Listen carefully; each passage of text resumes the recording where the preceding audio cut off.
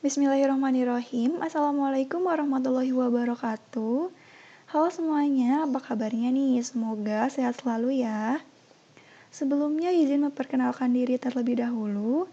Perkenalkan, nama saya Rike Pitaloka. Saya dari Program Studi Pendidikan Akuntansi, Fakultas Pendidikan Ekonomi dan Bisnis, Universitas Pendidikan Indonesia. Kali ini saya akan membahas mata pelajaran akuntansi keuangan dasar dengan materi memahami jenis dan bentuk badan usaha.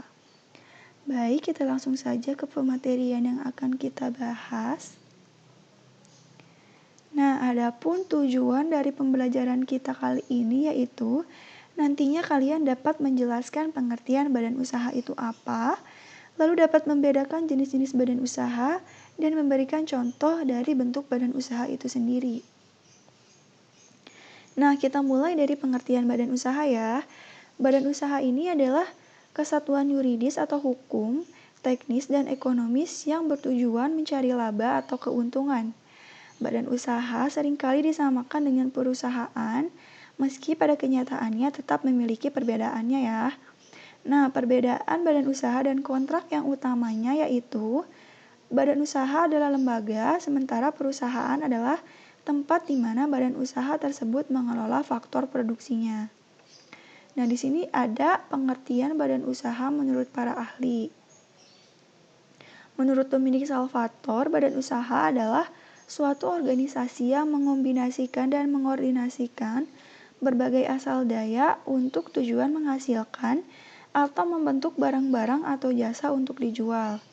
Nah, menurut Kamus Besar Bahasa Indonesia atau KBBI, pengertian badan usaha atau badan bisnis yaitu sekumpulan orang dan modal yang mempunyai aktivitas yang bergerak di bidang perdagangan atau global usaha atau perusahaan. Lalu yang berikutnya ada jenis dan bentuk badan usaha. Nah, berdasarkan jenis kegiatan yang dilakukan, badan usaha ini dibedakan menjadi beberapa. Nah, yang pertama ada badan usaha agraris. Kegiatan badan usaha agraris ini yaitu mengelola sumber daya alam untuk menghasilkan barang tertentu. Contohnya seperti perkebunan karet, peternakan sapi, dan seperti contoh di gambar ini ada perkebunan teh. Lalu yang berikutnya ada badan usaha ekstraktif. Nah, kegiatan dari badan usaha ekstraktif ini sama, yaitu mengambil hasil sumber daya alam seperti hasil laut, hasil hutan atau pertambangan minyak bumi, dan masih banyak lagi ya tentunya. Lalu yang berikutnya ada badan usaha perdagangan. Nah, kegiatan dari badan usaha perdagangan yaitu membeli dan menjual kembali barang tanpa mengubah bentuk barang tersebut. Contohnya seperti di gambar ya, dia membeli dan menjual buah-buahan tanpa mengubah bentuk dari buah-buahan tersebut gitu. Lalu ada badan usaha industri. Nah, kegiatan dari badan usaha industri ini mengelola baku menjadi bahan jadi atau barang siap pakai. Dari contoh yang ada di gambar ini, dia mengubah baku yaitu kain menjadi baju, yang dimana baju ini merupakan barang siap pakai ya. Nah, lalu yang berikutnya atau yang terakhir ini ada badan usaha jasa. Kegiatan dari badan usaha jasa yaitu memberikan pelayanan dan kemudahan dalam rangka memenuhi kebutuhan. Nah, seperti di contoh pada gambar yang saya tampilkan ini ada kegiatan dari usaha jasa salon ya, yang dimana jasa salon ini memenuhi kebutuhan para wanita tentunya. Nah, yang berikutnya ini ada jenis atau bentuk-bentuk badan usaha yang ada di Indonesia. Nah, di antaranya yang pertama ada koperasi. Koperasi ini adalah organisasi bisnis yang memiliki dan dioperasikan oleh orang-orang demi kepentingan bersama. Nah, landasan kegiatan koperasi yaitu berdasarkan prinsip gerakan ekonomi rakyat yang berdasarkan kekeluargaan. Tujuan utama pembentukan koperasi adalah untuk mewujudkan masyarakat adil, makmur, sejahtera, dan mandiri atas dasar Pancasila dan Undang-Undang Dasar 1945 sebagai landasan hukum. Lalu yang berikutnya ada badan usaha milik negara atau kita bisa singkat sebagai BUMN ya. Berdasarkan Undang-Undang Republik Indonesia Nomor 18 Tahun 2003, Badan Usaha Milik Negara atau BUMN secara umum adalah badan usaha yang seluruhnya atau sebagian besar modalnya dimiliki oleh negara melalui penyertaan secara langsung yang berasal dari kekayaan negara yang dipisahkan. BUMN merupakan badan usaha yang seluruh atau sebagian modalnya milik pemerintah. Nah, status pegawai badan usaha ini adalah karyawan BUMN ya, bukan pegawai negeri. Nah, di BUMN ini terdapat 3 macam atau 3 jenis BUMN, yaitu ada Perjan, Perum, dan Persero. Apa sih itu? Nah, Perjan itu adalah perusahaan jawatan ya. Perjan ini adalah bentuk badan usaha milik negara yang seluruh modalnya dimiliki pemerintah. Perjan ini berorientasi pelayanan pada masyarakat sehingga selalu merugi. Sekarang sudah tidak ada perusahaan BUMN yang menggunakan model perjan karena besarnya biaya untuk memelihara perjan tersebut sesuai dengan Undang-Undang Nomor 19 Tahun 2003 tentang BUMN. Nah, adapun contoh dari perjan itu diantaranya ada PJKA ya atau Perusahaan Jawatan Kereta Api, namun sekarang ini berganti menjadi PT KAI atau PT Kereta Api Indonesia. Nah, lalu ada Persero. Persero ini adalah BUMN yang berbentuk perseroan terbatas yang modalnya terbagi dalam saham yang seluruh atau paling sedikit 51% sahamnya dimiliki oleh negara dengan tujuan untuk memperoleh keuntungan. Nah, adapun ciri-ciri yang dapat kita lihat dari Persero diantaranya yaitu Persero ini bertujuan mencari laba atau bersifat komersial. Lalu yang kedua, modal sebagian atau seluruhnya berasal dari kekayaan negara yang dipisahkan berupa saham. Lalu dipimpin oleh direksi. Lalu yang berikutnya, pegawainya bersatu sebagai pegawai swasta. Nah, badan usahanya ditulis dengan nama PT. Lalu tidak memperoleh fasilitas negara. Nah, adapun tujuan dari Persero itu diantaranya untuk menyediakan badan dan jasa yang bermutu tinggi dan berdaya sangat kuat. Lalu untuk memperoleh keuntungan untuk meningkatkan nilai badan usaha. Nah, berdasarkan beberapa contoh Persero, diantaranya nih akan saya sebutkan beberapa contoh dari Persero, yaitu ada PT Pertamina seperti yang ada di gambar, lalu ada PT Kimia Farma Tbk, ada PT Kereta Api Indonesia, lalu ada PT Bank BNI Tbk, ada PT Jam Sostek, PT Garuda Indonesia, dan PT Telekomunikasi Indonesia. Nah, lalu yang ketiga ada Perum atau perusahaan umum. Nah, Perum ini adalah BUMN yang seluruh modalnya dimiliki oleh negara dan tidak terbagi atas saham. Badan usaha umum memiliki maksud dan tujuan yang didukung oleh persetujuan menteri, yaitu melakukan penyertaan modal dalam usaha yang lain.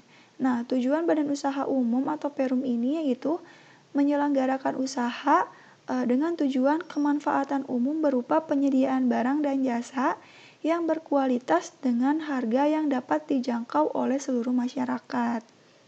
Menurut prinsip pengelolaan badan usaha yang sehat, ciri-ciri dari Perum ini diantaranya melayani kepentingan umum, pemimpin berupa direksi atau direktur, para pekerja merupakan pegawai perusahaan dari pihak swasta, lalu modal berasal dari pemerintah yang terpisah dari kekayaan negara, lalu menambah kas negara, dan modal berupa saham atau obligasi bagi perusahaan yang sudah go public. Nah, ada beberapa contoh dari Perum ini, diantaranya ada Perum Damri, seperti contoh gambar yang saya tampilkan. Lalu ada Perum Bulog, ada Perum Pegadaian, Perum Percetakan Uang Republik Indonesia atau Peruri, lalu ada Perum Balai Pustaka, dan ada Perumnas. Nah, lalu yang berikutnya ada Badan Usaha Milik Swasta atau BUMS ya disingkatnya. Nah, BUMS ini adalah badan usaha yang didirikan dan mendapatkan modal dari seseorang atau sekelompok orang. Berdasarkan Undang-Undang Dasar 1945, Pasal 33, bidang usaha yang diberikan kepada pihak swasta yaitu mengelola sumber daya ekonomi yang bersifat tidak vital dan strategis atau yang tidak menguasai hajat hidup orang banyak. Nah, berdasarkan bentuk hukumnya, BUMS ini dibedakan menjadi perusahaan persekutuan. Nah, perusahaan persekutuan ini memiliki 2 pemodal atau lebih. Nah, dibagi lagi nih perusahaan persekutuan menjadi 3 bentuk. Yang pertama itu ada firma, lalu ada persekutuan komanditer, lalu yang ketiga ada perseroan terbatas. Oke, kita bahas firma itu apa.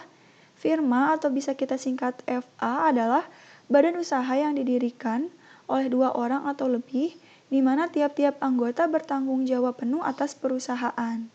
Modal firma ini berasal dari anggota pendiri, serta laba atau keuntungan dibagi kepada anggota dengan perbandingan sesuai akta pendirian.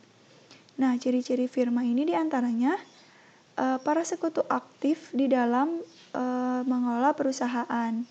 Lalu ada tanggung jawab yang tidak terbatas atas segala risiko yang terjadi.